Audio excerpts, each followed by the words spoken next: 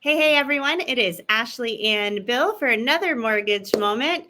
And we are wrapping up January, February, moving into March, and soon it'll be April. So while the housing market is heating up and that spring frenzy is about to kick off, everybody's going to be ready to file their taxes pretty soon. So I thought it would be timely to chat about self-employed borrowers and what is their playbook for getting a loan, because it's a little bit different than turning in those W-2s and you get that red stamp of approval and you're off and running. Tell me about that, Bill.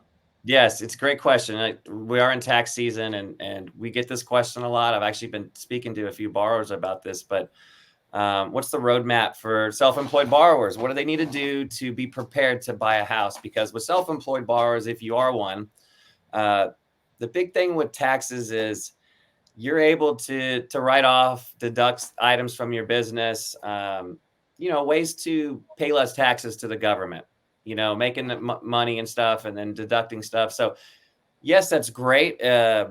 You pay less in taxes, but when we're looking at qualification for a borrower is we're looking at your business. Okay. And based on your income that you're bringing in minus your deductions, that's what we're using for a usable income for you. So yes, you might be paying less taxes, but when it's looking to buy a house, we're looking at this income level and we're like, man, it just doesn't look like you're making much, even though you did make a lot that year.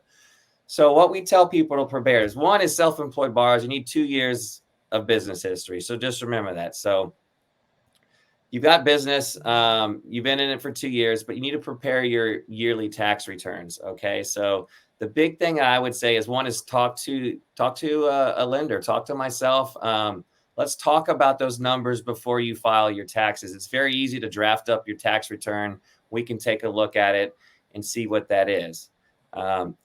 So you do that. I can give you a healthy income, maybe what's in your price point, what you're looking for.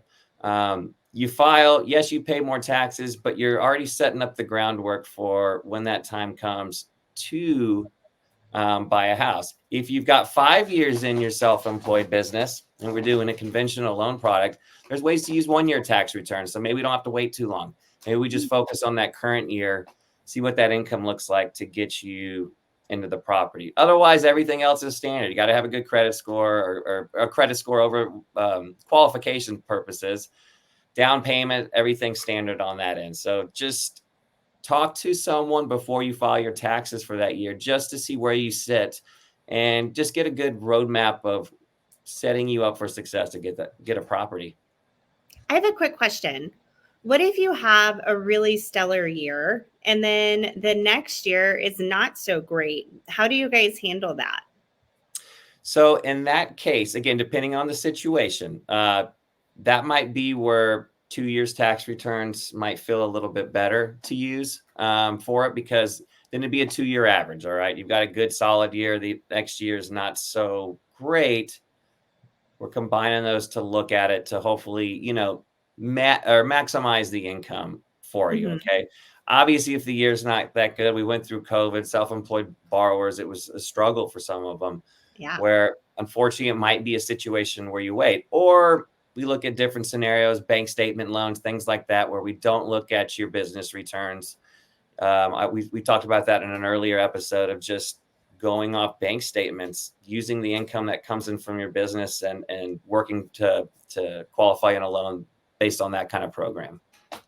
Awesome. Thank you. And I really appreciate the info as always. I don't know if I mentioned this when this kicked off, you guys. Bill and I hang out every week and create a new tip or helpful piece of mortgage info for you.